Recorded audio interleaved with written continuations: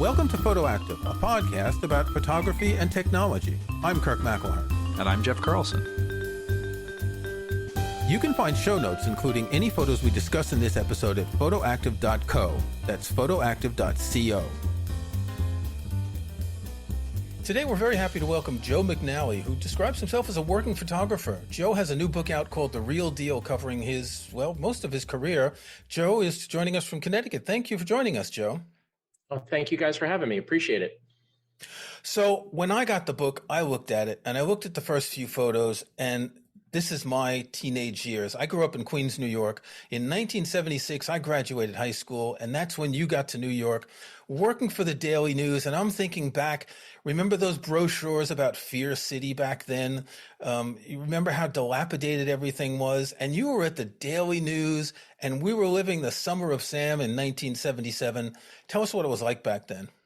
I ran Jimmy Breslin's copy when he was writing to the Son of Sam. His assistant was terrified that Sam was going to show up at the Daily News and blow people away. You know, I mean, it was pretty scary. But I was so vectored in my head about the idea of becoming a photographer in New York City that it didn't matter to me. The cockroaches in my apartment, the constant diet of calzones and Big Macs and just having no dough whatsoever. But it was it was a sweaty mess, but it was beautiful. Yeah, I haven't been back to New York for a long time, but if I think back of what Times Square was like in the 70s, when I was a teenager, I was into magic. I used to go to Lou Tannen's down on Broadway and 33rd. I don't know if you know the magic store. And you'd see the remnants on Saturday morning in Times Square from the Friday night before. It was quite a city, and looking at just even a simple photo of a subway train on a track with all the graffiti and stuff, and it just brings back so many memories. There is something about documentary photography that's really powerful like that. Well, that is the power of it. It's evocative. It brings you right back to someplace you were, a point in time in your life, an era. Whether it's about people or whether it's about a place. There is nothing, I think, like the power of a still photograph. Yeah. Do you remember where you were on the night of July 13, 1977? July 13. Does that ring a bell? Well, that would have been the heat of the summer and the Summer of Sam. And the big blackout. Oh, gosh, yes. That was the blackout. I do actually remember. I was with a former schoolmate. Her name was Carol. We were not dating, but she had also moved to the city, and she was fresh at her job, and her office had a party. This is a wild night. I'm going to tell you this story. Her office had a party on the Circle Line, and she asked me to go, not as a date, just for company, like we were buds, Yeah.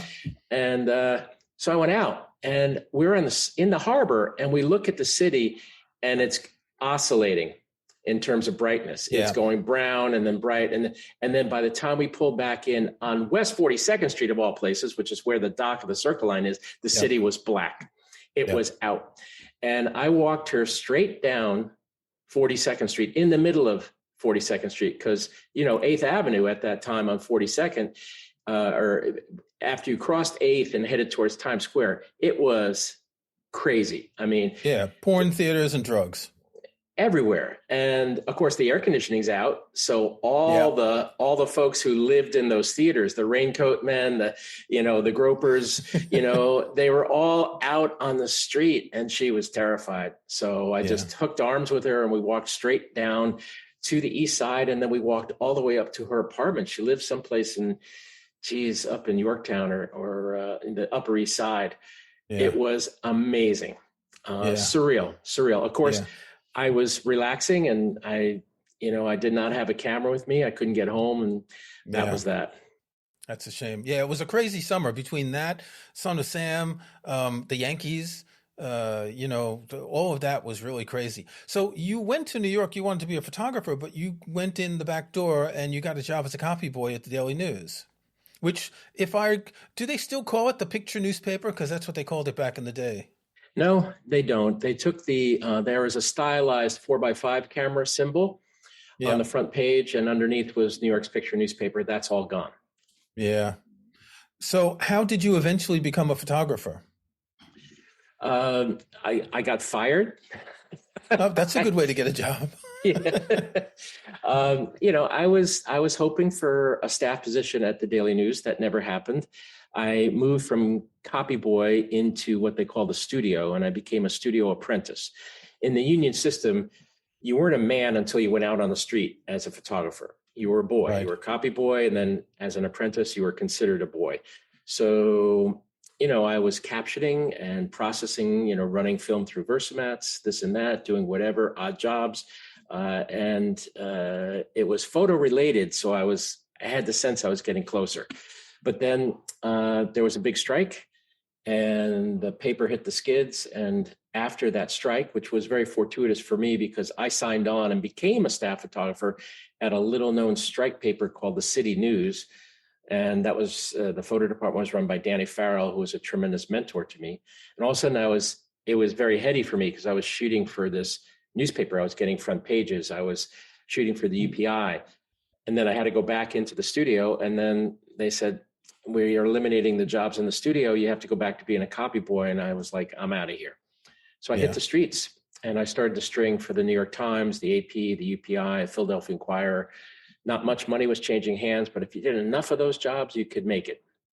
Yeah. What kind of equipment did you have back then? Not much. When I was at the news, my apartment got hit and I lost all my camera gear.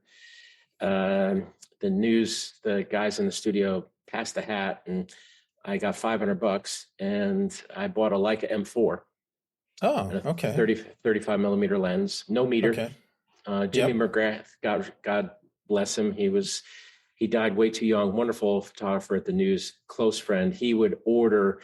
Photographers always got their their film request every month. Because some of them worked remotely. He would always order an extra brick of Triax, Yep. and he'd be like, "Here, kid, take it." And that was the way I got film. And then, I picked up here and there, I bought an old F, and started to work a bit, and that was his really basic, my early beginnings were basic gear. I had that little Leica, and then I started to plunge back into the Nikon system, which is where I started as a student. Right. Right.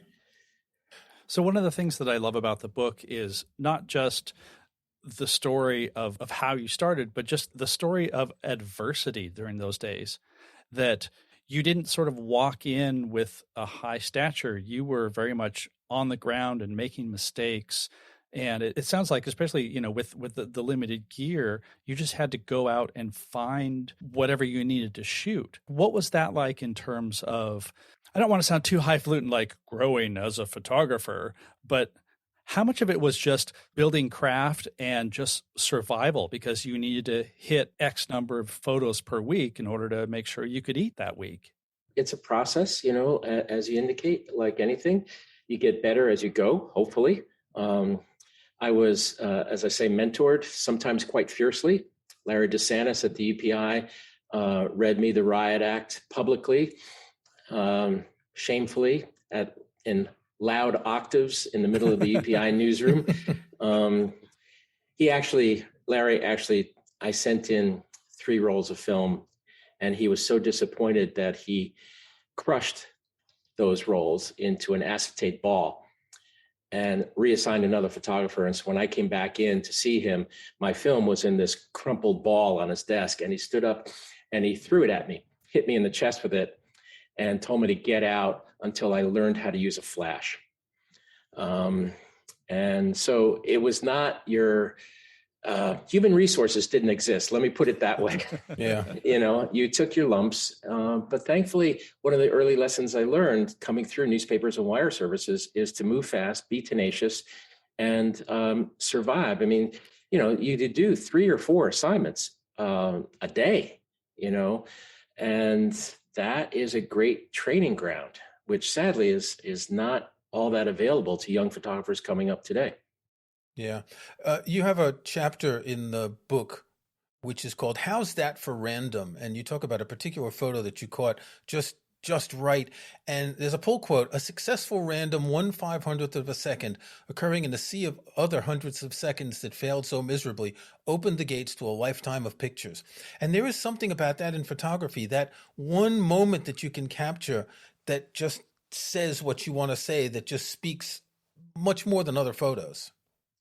Sure. It's, you look back on it, you're not aware of it at the time.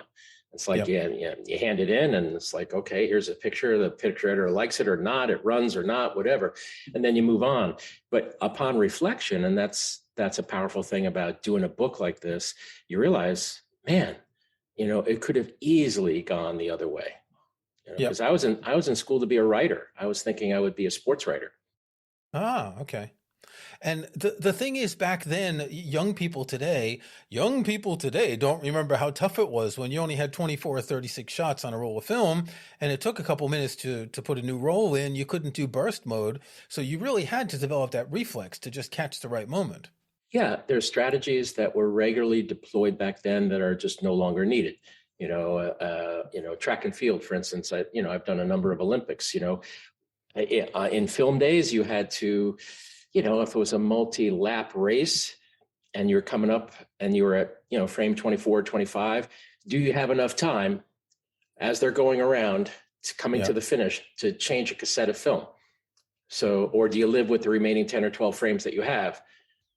Those are strategies that are no longer really Yeah. necessary to factor into your thinking, which is all to the good. I mean, digital is amazing and I love it, and it's a fantastic thing. But I bless the fact that I came through, wet dark rooms, basic equipment, and gear that by today's standards are like blacksmith's tools.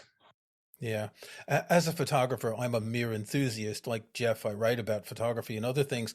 But I had a brief job in New York working as a messenger for a retouching lab that did Cibachromes that they got from fashion photographers. And I was able to watch the work of these retouchers, these manual retouchers on these like 2 by 3 foot Cibachromes. And it was fascinating to see the craft that people were using back then.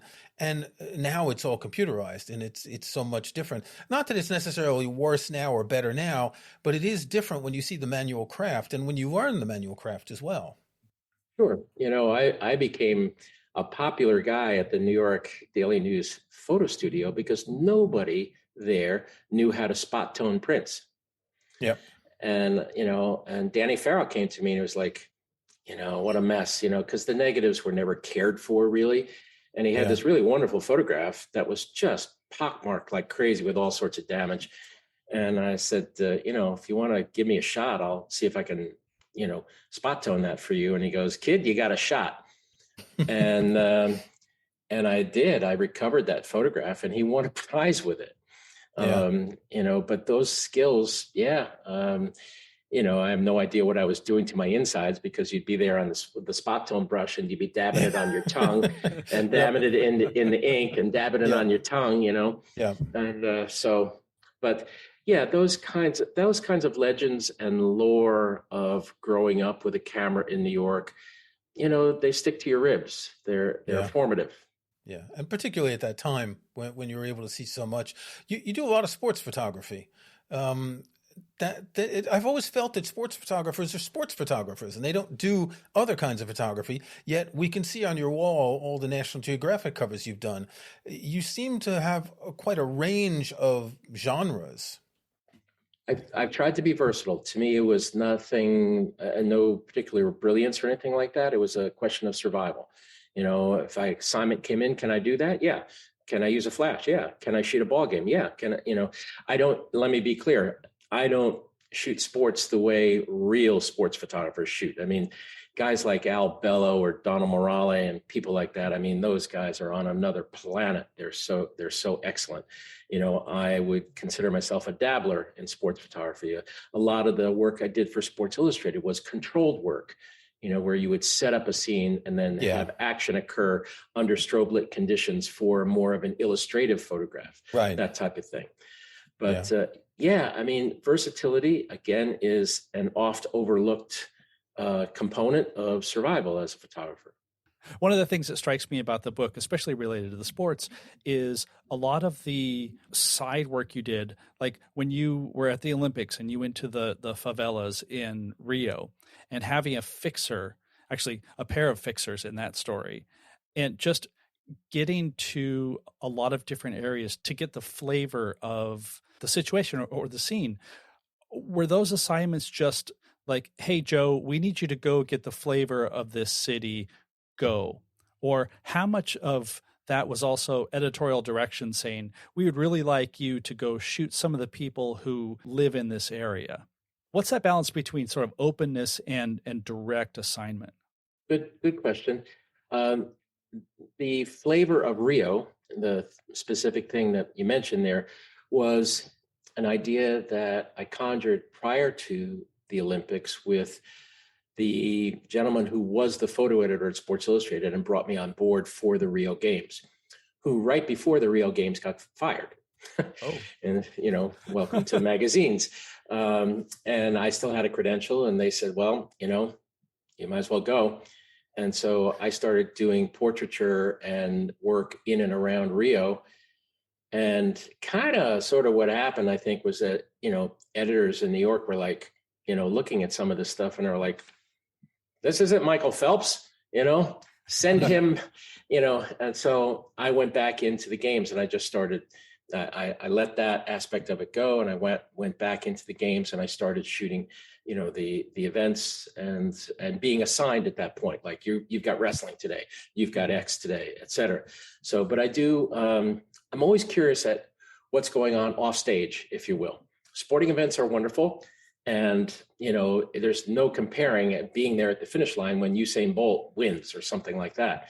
But at the same time, I'm much more interested in the obsessions that underlie sports and what drives a human being to work so hard to excel at certain things, And so I've done a lot of work with athletes over time, Olympic athletes over time, that are, again, off stage. They're not at the arena. They are, at their workouts or in private moments or something illustrative about their physique. Or in '96, I took the clothes off the Olympic team. Back then, it was very scandalous for Life magazine. And, I was on Good Morning America and the Today Show, like, oh my God, they're all naked. Now, of course, athletes walk in naked. I mean, that's not that big a deal. But back then, I was interested in not only these beautiful physiques, but also how the human body responded to a certain sport.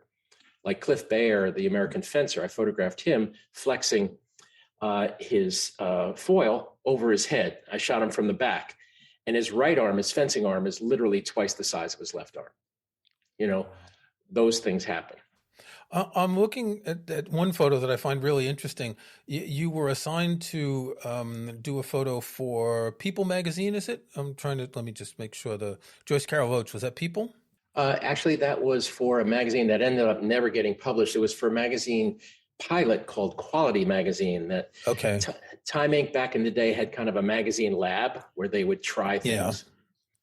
So you were assigned to take a photo of Joyce Carol Oates, who's a novelist who you don't think as a luxury type person. And apparently she was driving a Ferrari and you were taking a picture of her afterwards. It just seems so incongruous. The picture of her relatively thin with those big glasses sitting with that Ferrari. And the chapter you talk about using smoke for photography, and particularly fashion photography. How does it feel when you have something incongruous like that, which, if anything, is what a photographer's always looking for, isn't it?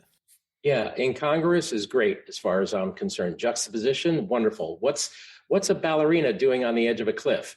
You're hoping for that head tilt, that double take. Where somebody goes like, there's a category on my website that is just odd moments. Things that are strange, and I've always enjoyed that sort of visual juxtaposition because it's a piece of my imagination. Yeah. Another thing in the book is you have this is both a retrospective of your career and a how-to book. There are chapters I just mentioned about smoke and light and all of that. As you were developing as a photographer, would you take a certain amount of time to master a technique, like to master the flash and then to master multiple flashes and all of that, the smoke thing? Is this something that you would work on to get right, or that just developed organically over the years? think it's a process of developing, having the confidence to risk and then saying, this should work and going into the field and trying it. My whole career, I think the operative philosophy is the Lord looks after a fool. And you have to have a tremendous amount of almost childlike enthusiasm and confidence, and also the ability to bounce back if things don't work out, which when you attempt or risk, there are times things don't work out. And Yeah. the results can be like, you can lose a client, you can go unpaid for a job. You can raise the hackles and ire of people who thought they were going to get something and didn't get what they were thinking. Yeah. There's another chapter in the book, and I'm getting down to the end, which is called Photography to Write with Light, but First Write on Paper. And you're talking about all of the deliverables that you get when someone commissions you to do something. But what I find really fascinating is you were doing this shot in, it looks like a museum with like dozens of lights and a huge crew. And how much time does it take to actually set up what's going to be a half a dozen photos when you're doing a shoot like that?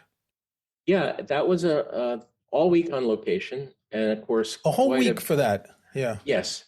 And then prior to that, of course, lots of pre-production. We're really blessed here at the studio. My studio manager has been with me for 30 years, roughly, and she's just a absolutely amazing producer. And she's done miracles, finding me places and this and that. So the production company we were working for, the ad agency, was in Germany. They found the location. They made the liaison for the location. And then all the gear and everything, they made the arrangements for. We produced on our end, the arrangements for styling and talent, et cetera. So everything came together on location, and it was several days to put that together, the physical reality of the picture. Because it almost looks like a movie shoot, the photos in the book. It was probably very close to, and the crew was 30 to 40 people. It was very expensive. Wow. I had cranes outside. I had ProPhoto 2400 watt-second units, multiples of them. I forget how many on crane outside, because we could only work at night when the museum was closed. So we worked from say 8 o'clock to about 6 the next morning. So I had to light the upper alcove through a window. And that required a tremendous amount of light, and also the ability to trigger those lights, which are out on a crane in the street. Yeah. So, yeah, you have to have a fair chunk of confidence at that point to okay, because you're the eye of the storm. Clients there, video crew is BTSing. You're on microphone all week long. Yeah. You're picking the talent. You're making style decisions. You're making the lighting decisions. You're spiking the cameras. Like, here we go. This is it. This is where we shoot the photograph. So yeah, a lot of decisions come down on your head at that point, and you have to hang in there. How often do you do shoots that complex? Not as often as I used to. I mean, budgets and magazines, we all know that story. Yeah, that's true. Yeah. So, and the thrust, if you will, of the industry with gear and the technology is all towards smaller, lighter, faster. Yeah. Digital technology is amazing, and deliverables are like, boom, you can, you're sending things out, as you're shooting them. The process is so accelerated, pretty amazing.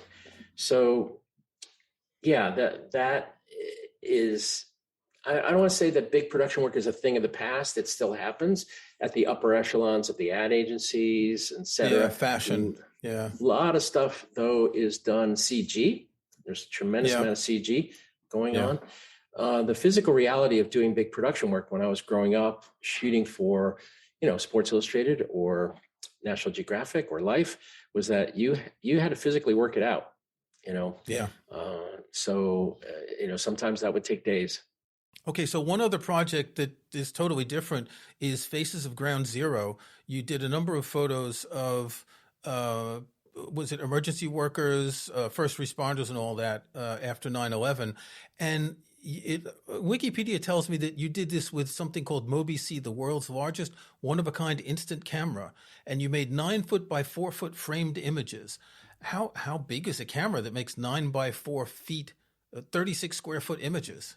The camera was the personal invention of Dr. Land himself at the Polaroid Yeah. um, Corporation. And he went to the engineers and he said, let's make one as big as we think we can possibly make it.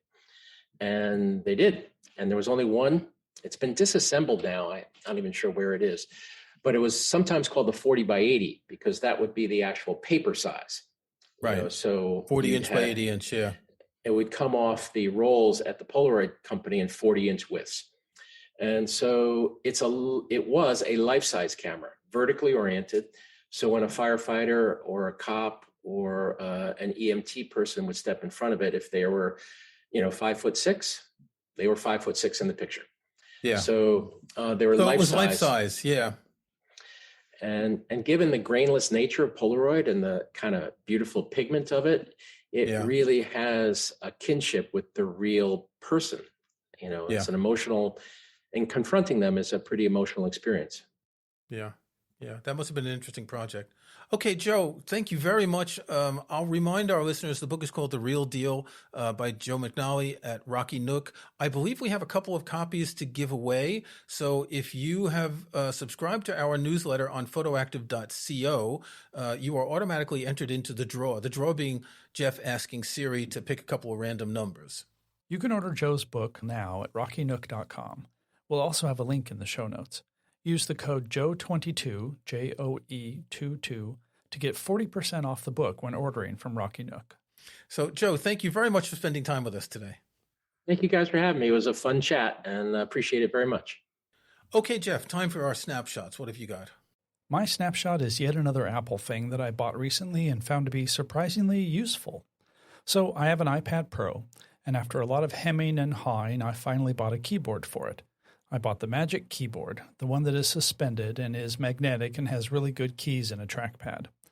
I've been on the fence about this because I really use my laptop most of all, but I found myself wanting to type in other situations, sitting out on my deck, for example, and I don't want to bring my whole computer out.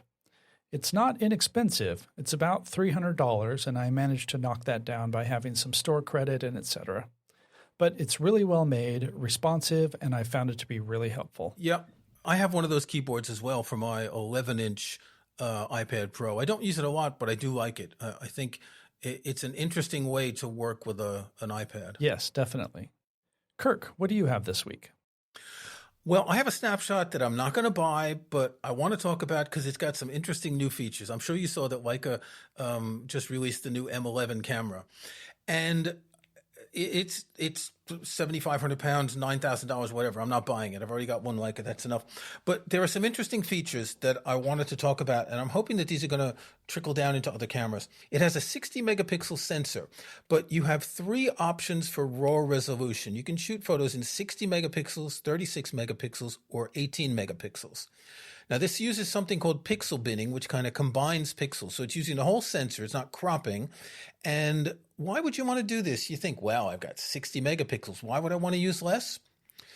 Well, if you want to shoot in burst mode, you're limited in the number of frames you can shoot per second by the size of the files. So if you want to shoot a lot in burst mode, you can use smaller files that are still going to be, even the 18 megapixel is going to have really good resolution. You can do this in JPEG and RAW. I'm not sure if you have different options for JPEG and RAW, but I think you actually might. The second thing that made me wonder, why has no camera that I know of ever done this before? It's got 64 gigabytes of internal flash memory. Now, we're used to having this on phones, and no one does it on cameras. Obviously, because you want to be able to take the photos out of the camera, and in order to do so, it's got a USB-C jack, so you can connect it to another device. But even though we have a lot of cameras that already come with USB connections, we don't have that. So that means you can shoot on this camera without having an SD card, or you can use the SD card as a backup, or you can put your RAW on one, JPEGs on the other, or you can shoot on the internal, then on the SD card when the internal is full. You have a lot of options with it. Finally, it has, what else does it have? Oh, yeah. Now, it also has something called multi-field light metering, which means that it's actually got a live view all the time. So it's kind of like a mirrorless camera, even though you shoot it as a rangefinder. And Leica has, for a while, they've had what they call the VisoFlex eyepiece. It sticks onto the hot shoe. And this one has a new VisoFlex or VisoFlex that's a little bit bigger. And so you can actually use this as a mirrorless. Now, I wouldn't buy a Leica M camera, which is a rangefinder, to use as a mirrorless, but there might be situations where you might want to. So I find these features really interesting. And again, not going to buy it, but I'd really like to see more cameras that come with that internal memory at a minimum. This also comes with a made for Apple whatever cable, the Apple certified cable, USB-C to Lightning. So you can connect it to an iPhone, or if you have an older iPad with Lightning, because the new ones have USB-C, you can use this cable and you can automatically transfer files to the Leica Photos app. I don't know yet if you can transfer them to Lightroom or anything else. And I'm not sure if a USB-C to USB-C allows you to do the same on an iPad Pro. I've read some conflicting ideas. Anyway, this is the new Leica M11. If you got $9,000 to spare, go for it.